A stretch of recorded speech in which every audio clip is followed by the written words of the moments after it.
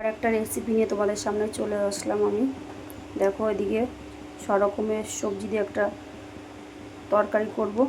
এদিকে আলু, পেঁপে, কুমড়ো, পটল, বেগুন আর কাঁঠালের আঁটি আর কাঁচা লঙ্কা সব গুছিয়ে কেটে রেখেছি ধুয়ে।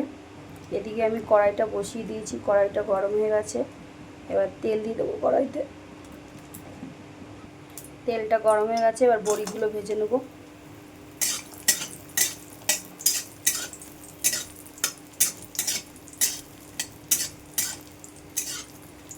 বড়িগুলো ভালোভাবে ভাজা হয়ে গেছে, এবার তুলে নেব।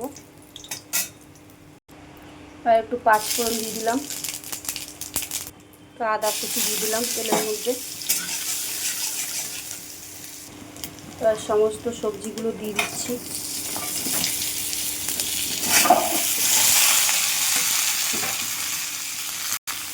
ভালো করে একটু নাড়াচাড়া করে নেব।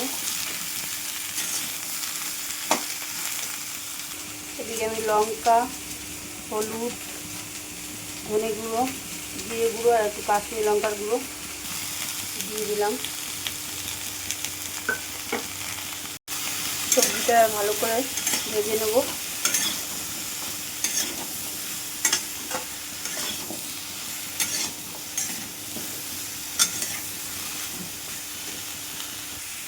সবজিটা ভালোভাবে ভেজে নিয়েছি, এবার সামান্য জল দিয়ে দিলাম।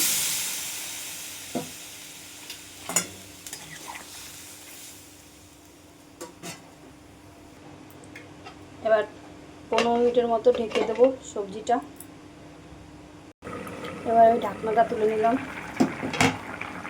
দেখো, আমার 5 মিশালি সবজিটা সব রকম দিয়ে সবজি তৈরি। এবার ভাজা বড়িগুলো দিয়ে দিলাম।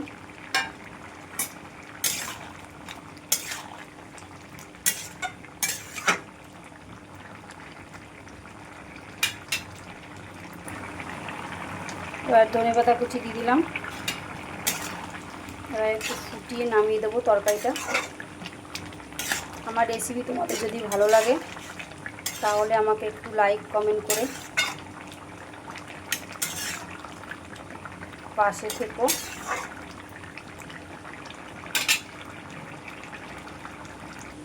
নামিয়ে নিয়েছি দেখো সবজিটা।